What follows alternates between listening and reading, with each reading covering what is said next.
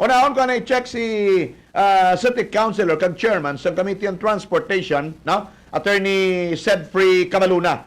Last time we were able to interview Colonel Aldarico Garbanzos, ang hepe sa aton TTMO. They are proposing, mga kapuso, mga kabiyanan, nga i-extend or magbutang sa mga duty enforcer sa tion sang kagabihon dira sa mga perimeter boundary terminals naton, meaning Tagbak, Ungka, Kagmuhon. Anong purpose? So, no, kay Colonel Garbanzos, para malikawan ining grabe nga overloading sa mga out of town nga mga salakyan sa nagabutang sa alang-alang sa kabuhi kag safety sa mga pasahero. Well, practical inang ginahambal ni Colonel Garbanzos. Well, sa nasiring na naton, this needs an approval sa aton sini mga abiyan nga city mayor, kati mabutang ka sang dugang nga tao da or mabutang ka sang extra nga time sa mga tao tada. And ideally, this should have the support also sa aton konseho na binigit sang Committee on Transportation. And that's the thing that we would like to check with City Councilor Sedfrey Cabaluna. City Councilor, live ka on air and online sa GMA Super Radio Iloilo. Good morning, City Councilor and Attorney Sedfrey Cabaluna, sir. Mayong aga Super Dong, may agaman sa tanan nga tagpalamati sa imo programa sa Super Radio. Thank you for the time nakalabot na ni sa imo. Anong take mo sining proposal sang TTMO nga magbutang kita duty enforcer sa tion sa kagabihon sa mga perimeter boundary terminals agod nga mabantayan ini mga naga-overload naton nga mga salakyan, mga out of town naton nga salakyan. City Councilor Cabaluna. Well, we welcome the proposal, no? Although wala pa man na nagtupa gid sa aton sabak. Okay. We've heard it lang sa aton mga reports. Usually siguro ginakonsulta pa na sa aton Transportation Traffic Management Office sa mga stakeholders. But we see the intention as good. Kaya isa sa mga prevailing problem gid sa syudad ang overloading na gives discomfort, inconvenience sa mga pasahero, and oftentimes kung out of town nagresulta pa sa mga aksidente, no? Yes. But ultimately, there are implications to it. Our terminals are private in nature.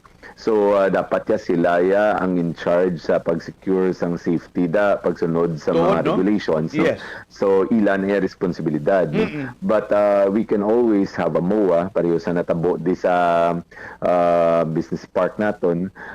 But I believe hindi lang dapat dira ang balantayan. They should situate themselves, no, sa right outside the terminal, kundi ng mga dalan kay dira nila mabantayan. Yes. But you're right with the implications in terms of overtime, in terms of additional personnel, cost na sa city, which must be dapat ipresenta upod sa proposal nga masarangan nato, no, to stretch our resources, albeit limited, no. So amo na gani nga kinahanglan sila mismo kay kung nasarangan man in some areas, we can do it also in the terminals, which are major areas of concern. Can you recall, City Councilor Cabalunas, ang ordinansa nga naghatag otoridad sa aton nga pangsitahon and even pandakpo ni mga naga-overload kimang salakyan coming from the perimeter boundary terminals, Councilor?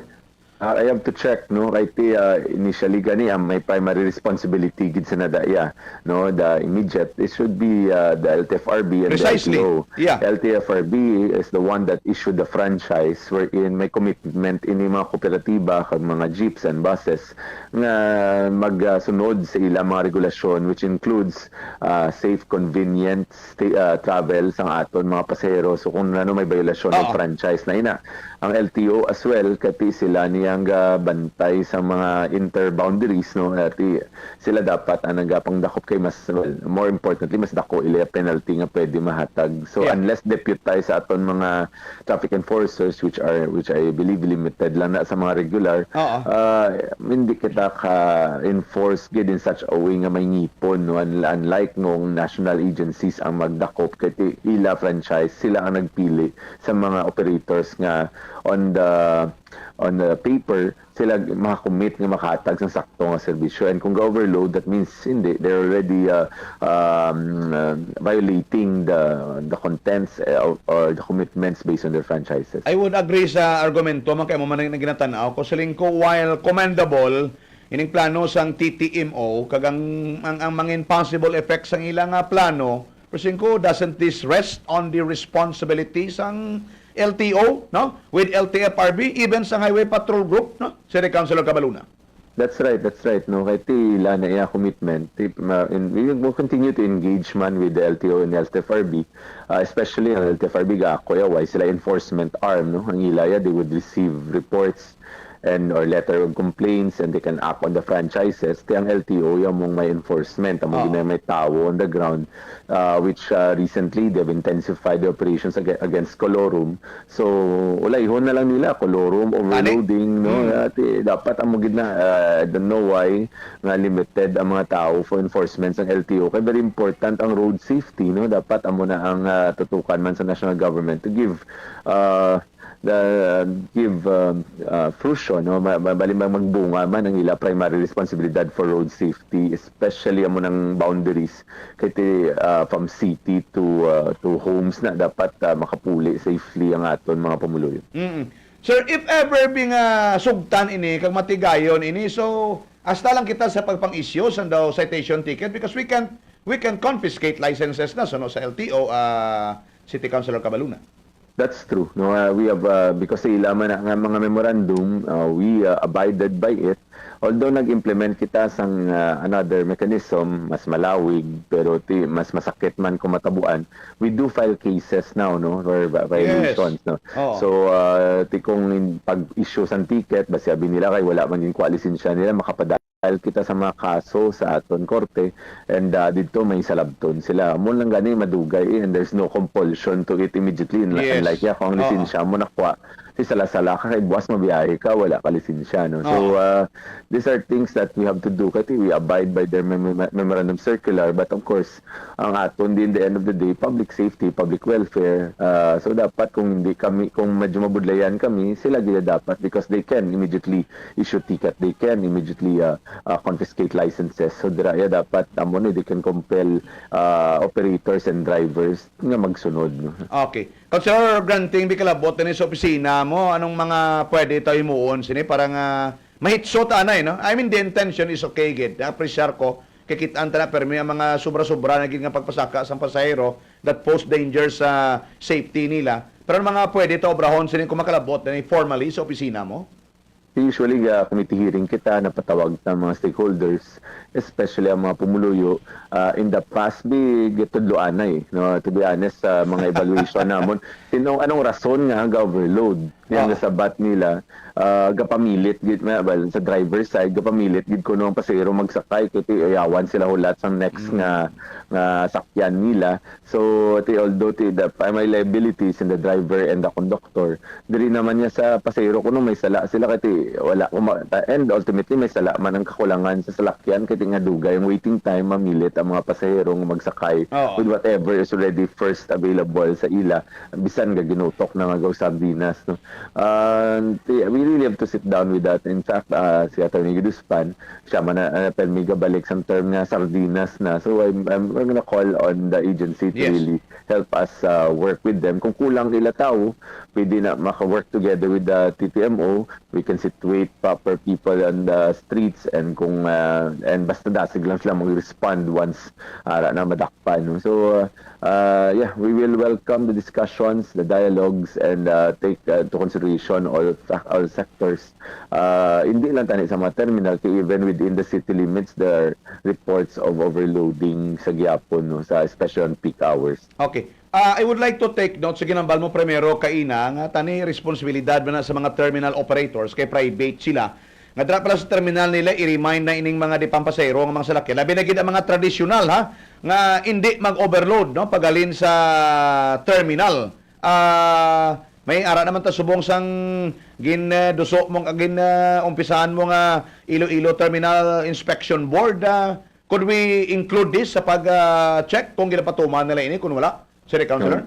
We will. Kaya tipaktiman ang Transportation Traffic Management Office sa aton Transport Terminal Inspection Board. So definitely this is one of the areas of concern nga pwede natin maduso because in that dira tayo makarekomendar sa improvements sa aton transport terminal or kung go padungol gid sila sa gyapon. Yes. Just like what happened with one of the terminals here, we immediately called the attention of the national agency. I think sila yung may mandate na magsigurado na kita gani go nag-assist na lang tayo make Yeah. sure that. So ending day or ikita man nila nga nagatutok ang city government, hindi sila they cannot turn a blind eye to the responsibility. That's why ultimately they were able to make sanctions, may mga improvements, but kadamo pa sang ulubrahon. But definitely that concern as to overloading is something that we can look into. Oo. We welcome that. Pero problema, galing paglakat, pagwa sa terminal, to sa unhandalan, dito nga pinasaka, sang gahulat man utro nga pasahero, pero no kung sakop pa na sang otoridad sa mga terminal operators, Councilor Cabaluna. Alam mga Super Jong kisa kita tada hindi gani ngalit gani nga hindi mag-agi sa terminal kay may gabantay. Correct. So, Correct. So ang pasahero man hindi tada kay bala mo hindi yung puno na hindi ta kasakay dito sa babaw-babaw yun no abilidaran mga Ilonggo tani kung gamiton ta sa sakto ang abilidad ta mas mayo kaysa kita ang gapangunya di kag sa uli ko madisgrasya tudloan ay kung sino may sala na. So mas mayo guro ang mga primary enforcement group ni LTO kag Highway Patrol Group ang mga magpanguna sini no. I hope you could call their attention kung maglabot kay man sa imo in due time, Councilor. We do. We will, and we always do. No, amo nang permi natin engagement with them. We need to really be on top of the situation. Kiti padungol man kung kaysa may ara at kadamaan nga mayo nga driver and operator.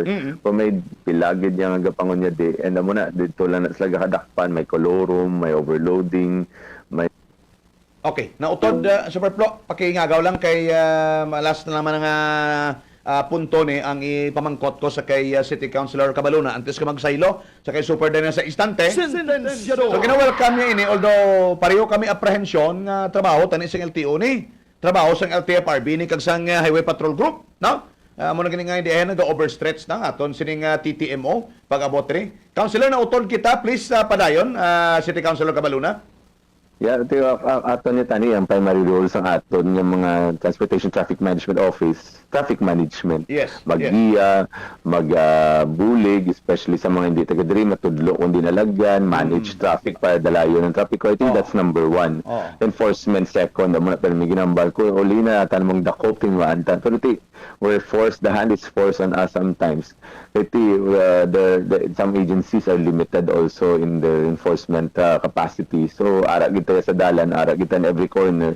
So, the tendency sa aton ginasabak ang tanan. Sige, so once kalabot ni sa opisina mo, hopefully, makanda ka dayon sang hearing angot diri, City Councilor Cabaluna. That's right, Super Joe. Wala man tayo pabaya. Every time may proposal na patawag, we take everybody's reactions to it immediately. Pero mula na, as this early, balaan man na ni Colonel Gabanzos nga, basta mga private entity, dapat ila yung responsibilidad. Kaya mabudlay man nga go ila pa ya, patawag kita ang mag-enforce go mo ng tendency. Yes.